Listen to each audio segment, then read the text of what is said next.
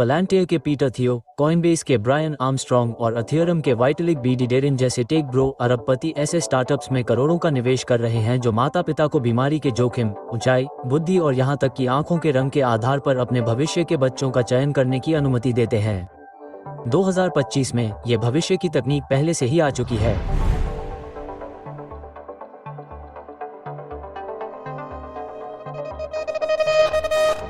दो छोटी कंपनियां, ऑर्किड हेल्थ और न्यूक्लियो जेनोमिक्स, भविष्य के माता पिता के लिए इस विकल्प को एक वास्तविक विकल्प बना रही हैं। उनके इरादों को समझने के लिए हमें ये देखना होगा कि ये कंपनियां वास्तव में क्या पेशकश करती हैं और जनता ने उनके नवाचार पर कैसी प्रतिक्रिया दी है।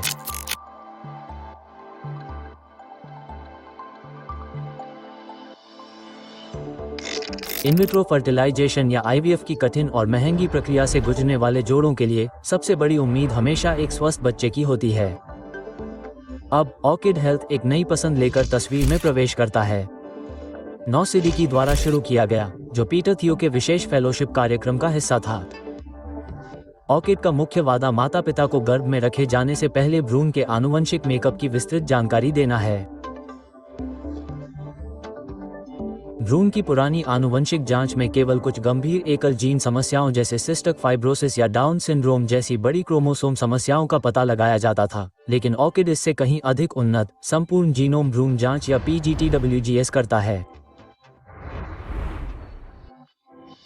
इसे इस तरह समझें, केवल कुछ पन्नों को स्कैन करने के बजाय वे भ्रूण की संपूर्ण आनुवंशिक निर्देश पुस्तिका के लगभग हर एक शब्द को पढ़ते हैं। ऑर्किड की तकनीक भ्रूण की 99% से अधिक आनुवंशिक जानकारी को पढ़ लेती है, जो कि पुराने परीक्षण में कवर किए गए छोटे से अंश, आमतौर पर 1% से भी कम, से बहुत बड़ी छलांग है। इस गहन जांच से उन्हें न केवल सैकड़ों एकल जीन समस्याओं का पता चलता है जो भयानक स्थितियां पैदा कर सकती हैं, बल्कि सामान्य जटिल बीमारियों के लिए पॉलीजेनिक जोखिम स्कोर या PRS की गणना भी करने की अनुमति मिलती है। हम हृदय रोग, टाइप 1 और टाइप 2 मधुमेह, कुछ कैंसर और यहाँ तक कि मस्तिष्क संबंधी चुनौतियों जैसे सिजोफ्रेनिया और सूजन आंत रोग जैसी आंतों की समस्याओं के बारे में बात कर रहे हैं। ये प्रक्रिया अपने आप में बहुत सरल लगती है, कम से कम सिद्धांत रूप में। लैब में अंडे को फर्टिलाइज करने के बाद और करीब 5 से 6 दिन तक ब्लास्टोइस्ट में विकसित करने के बाद बाहरी हिस्से से एक छोटा सा सैंपल, सिर्फ 5 कोशिकाएं, लिया जाता है जो बाद में प्लेसेंटा बनता है। इन कुछ कोशिकाओं को विश्लेषण के लिए ऑर्किड की खास तौर पर प्रमाणित लैब में भेजा जाता है। असली भ्रूण को IVF क्लिनिक में फ्रीज करके रखा जाता है और जेनेटिक रिपोर्ट कार्ड का इंतजार किया जाता है। करीब 3 से 4 हफ्ते में नतीजे तैयार हो जाते हैं। इसके बाद माता पिता एक प्रमाणित जेनेटिक काउंसलर से बात कर पाते हैं जो उन्हें जटिल जानकारियों को समझने में मदद करता है। ऑर्किड का कहना है कि इससे माता पिता को ताकत मिलती है, उन्हें एक ऐसी प्रक्रिया पर ज्यादा नियंत्रण और भरोसा मिलता है जो इतिहास में हमेशा से पूरी तरह से सहयोग पर निर्भर रही है। जैसा कि CEO नोरिकी ने CNBC को बताया, ये सब आनुवंशिक समस्याओं को आगे बढ़ाने या जीवन में बाद में गंभीर बीमारियों का सामना करने के जोखिम को कम करने के लिए स्मार्ट विकल्प बनाने के बारे में है। भविष्य में इस उन्नत भ्रूण की जांच के लिए लगभग $2,500 का खर्च आता है, जो जल्दी ही बढ़कर 5 भ्रूणों की जांच के लिए आसानी से $12,500 तक पहुंच सकता है। सादिकी को उम्मीद है कि कंपनी के बढ़ने के साथ ये लागत कम होगी। माता पिता के लिए ये तकनीक भविष्य में एक आकर्षक झलक देती है जहां उनका बच्चा गंभीर बीमारियों या विकास संबंधी कठिन समस्याओं से मुक्त हो सकता है। कई माता पिता इसे IVF प्रक्रिया के दौरान मन की शांति खरीदने के रूप में देखते हैं जो पहले से ही बहुत तनावपूर्ण और महंगी है। सैन फ्रांसिस्को के एक इंजीनियर रोहन और उनकी पत्नी जेन को ही ले लीजिए। वे जीवन में बाद में बच्चे को जन्म देने को लेकर चिंतित थे और उनकी चिंताएं तब और बढ़ गई जब उन्हें पता चला कि उन दोनों में सुनने में कमी का जीन है। उन्होंने अपने तीनों व्यवहार्य भ्रूणों की ऑर्किड से जांच करने का फैसला किया। जब उनमें से 2 स्वस्थ निकले तो रोहन को बहुत राहत मिली। इससे पता चलता है कि यह परीक्षण वास्तव में कितना आराम दे सकता है। यहाँ तक कि प्रसिद्ध आनुवंशिकीविद जॉर्ज चच, जबकि वाइस के ऑर्किड इसे लास वेगास जाने के 97% मौके के साथ अभिभावकों के लिए बिल्कुल तार्किक बताते हैं। आइए इस तकनीक में नवाचार करने वाले एक और स्टार्टअप पर नजर डालते हैं।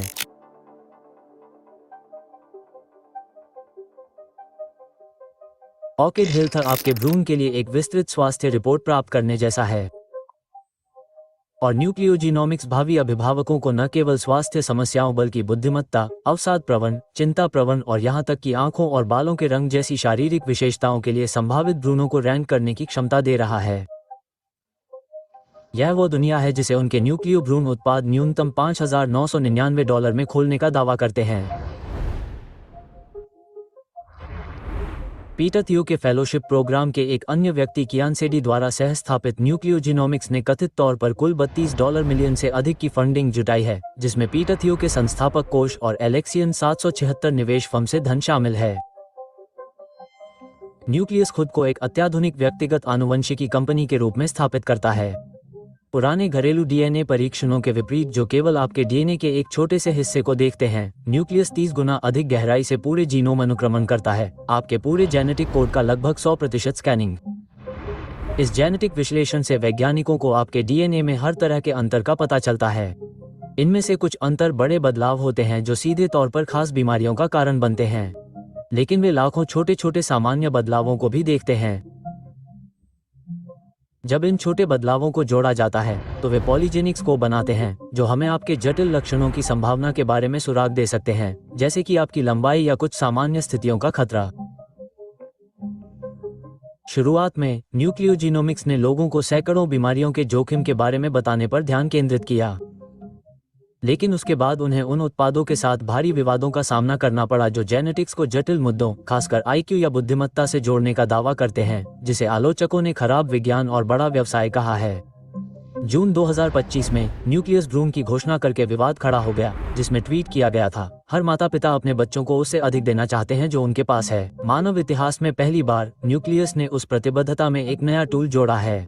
उनके प्रचार वीडियो में एक स्क्रीन भी दिखाई गई थी जहां आप भ्रूणों की तुलना कर सकते थे, जिससे माता पिता ये सुझा सकते थे कि कौन से भ्रूण रखने हैं और किससे छुटकारा पाना है।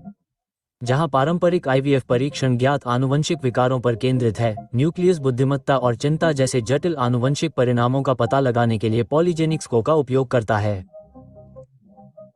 कंपनी के प्रवक्ता के अनुसार राष्ट्रीय मानव जीनोम अनुसंधान संस्थान एक प्रमुख अंतर बताता है। पॉलीजेनिक्स कोड ज्यादातर लोगों के समूह में स्वास्थ्य संबंधी संभावनाओं का अनुमान लगाते हैं, विशिष्ट व्यक्तियों के नहीं, और डॉक्टर आमतौर पर उनका उपयोग नहीं करते हैं क्योंकि उनके उपयोग के नियमों में अभी भी सुधार किया जा रहा है। इसके बावजूद न्यूक्लियस अपने तरीकों का बचाव करते हुए कहता है कि वे किसी व्यक्ति के जोखिम का पता लगा सकते हैं। इसका विरोध तेजी से और उग्र रूप से हुआ है। आलोचकों ने पूरे विचार को डायस्टोपियन के रूप में खारिज कर दिया है। आनुवंशिक अनुकूलन के विचार को ही आकर्षक दिखने वाला यूजेनिक्स कहा गया है, जिससे भविष्य के बारे में चिंता बढ़ रही है जहां बच्चे ऐसी चीजों की तरह हो जाएंगे जिन्हें आप खरीद सकते हैं। ये ध्यान रखना महत्वपूर्ण है कि न्यूक्लियस खुद सीधे तौर पर यह भ्रूण परीक्षण नहीं कर रहा है। आईवीएफ क्लिनिक इसके बजाय वे जीनोमिक प्रिडिक्शन जैसी अन्य कंपनियों के साथ काम करते हैं और माता पिता यदि अधिक गहन विश्लेषण चाहते हैं तो वे अपने आनुवंशिक डेटा को न्यूक्लियस पर अपलोड कर सकते हैं। हालांकि कियान सेडी को इस विवाद से कोई परेशानी नहीं है, वे वास्तव में इसका स्वागत करते हैं। वे जेनेटिक स्क्रीनिंग की तुलना आईवीएफ से करते हैं, जिसे पहले पागलपन माना जाता था लेकिन अब ये काफी आम हो गया है। जेनेटिक ऑप्टिमाइजेशन के साथ भी यही सच है। उन्होंने कहा कि तकनीक अब आ गई है और यहीं रहेगी। फिर एक और सवाल उठता है, स्टार्टअप और उनकी तकनीकों को कौन नियंत्रित कर रहा है?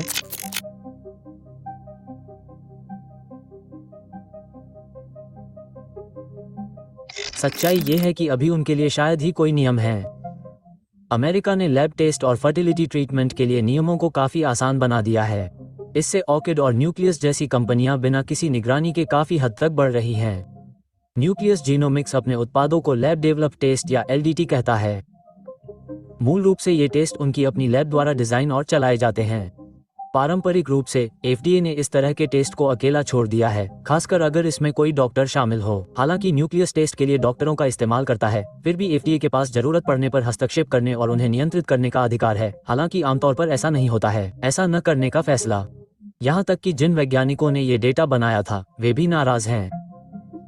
आइए जानते हैं कि ऑर्किड हेल्थ और साइकियाट्रिक जेनोमिक्स कंसोर्टियम या पीजीसी के साथ क्या हुआ। पीजीसी के 800 से ज्यादा दिमागी वैज्ञानिकों के एक समूह ने मानसिक स्वास्थ्य से जूझ रहे हजारों लोगों की संवेदनशील जेनेटिक जानकारी इकट्ठा करने में सालों लगा दिए। उन्होंने ये रिसर्च इन बीमारियों को बेहतर ढंग से समझने के लिए की थी ताकि वे इन बीमारियों से जूझ रहे लोगों की मदद के नए तरीके खोज सकें।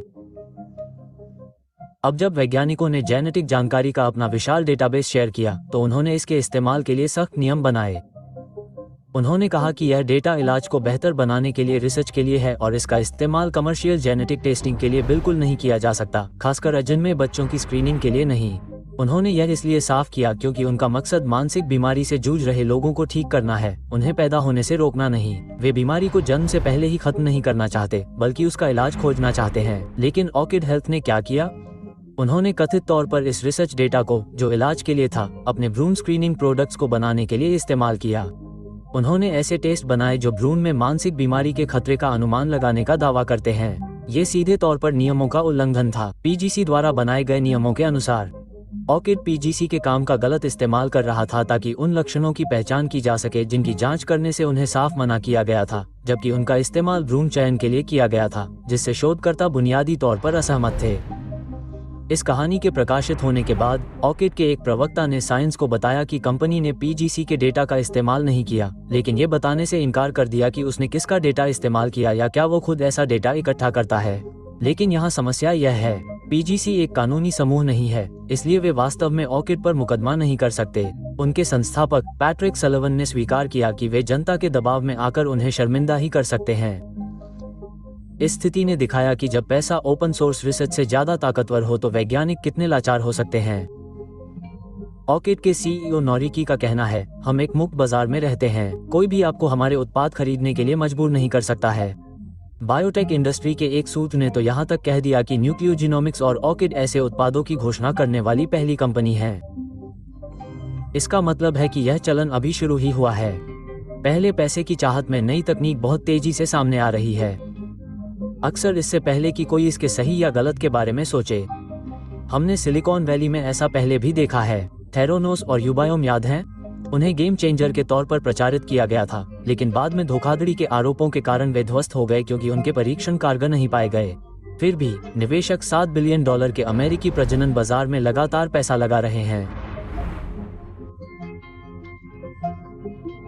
ये भारी नकद प्रोत्साहन कंपनियों को नई तकनीक को आगे बढ़ाने के लिए प्रेरित करता है, कभी कभी नैतिकता या ये सोचे बिना कि यह वास्तव में लोगों की मदद कर रही है या नहीं।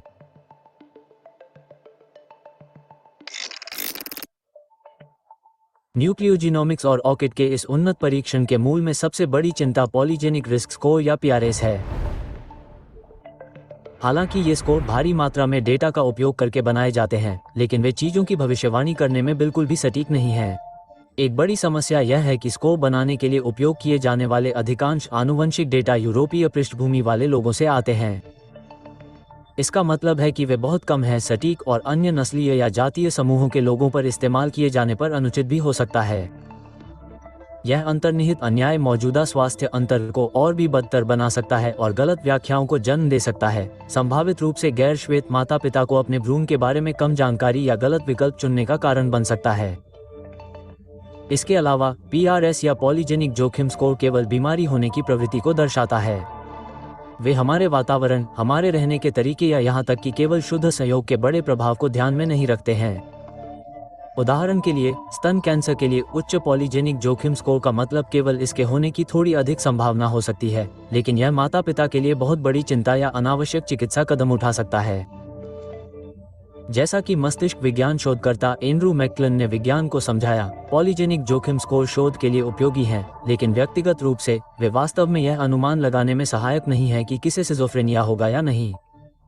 सच्चाई ये है कि कई चीजें तय करती हैं कि कोई व्यक्ति बीमार क्यों पड़ता है। उदाहरण के लिए, परिवारों के भीतर स्तन कैंसर पर एक अध्ययन से पता चलता है कि स्तन कैंसर का 73% जोखिम पीढ़ी दर पीढ़ी चलने वाले जीन से होता है, जबकि 26% हमारे वातावरण में मौजूद चीजों से जुड़ा होता है। 26% सुनने में छोटा प्रतिशत लग सकता है, लेकिन फिर भी इसका असर होने की संभावना काफी ज्यादा है। फिर यूजेनिक्स का डरावना विचार है। यह एक तरह का लचीला यूजेनिक्स बना सकता है, जहां बाजार की मांग के हिसाब से लोगों के चुनाव एक ऐसे समाज की ओर ले जाते हैं जो चुपचाप लोगों के साथ उनके आनुवंशिक गुणों के आधार पर अलग अलग व्यवहार करता है। जैसा कि हेरिटेज फाउंडेशन के पैट्रिक ब्राउन ने वॉशिंगटन टाइम्स को बताया, अगर आप ये चीजें नहीं कर रहे हैं तो क्या आप एक बुरे माता पिता हैं? मुझे लगता है कि यह उच्च आय वर्ग के मानकों में से एक बन सकता है। व्यक्तिगत चिंताओं से परे इसका बड़ा सामाजिक प्रभाव है। ये महंगी तकनीकें मुख्य रूप से अमीर लोगों के लिए उपलब्ध हैं, संभवतः एक जीनोटोक्रेसी का निर्माण कर रही हैं, एक ऐसा समाज जहां अमीर होने का सीधा मतलब आनुवंशिक बढ़त है। एम्मा वाटर्स ने चेतावनी दी है कि केवल कुछ समस्याओं वाले भ्रूणों से छुटकारा पाने पर ध्यान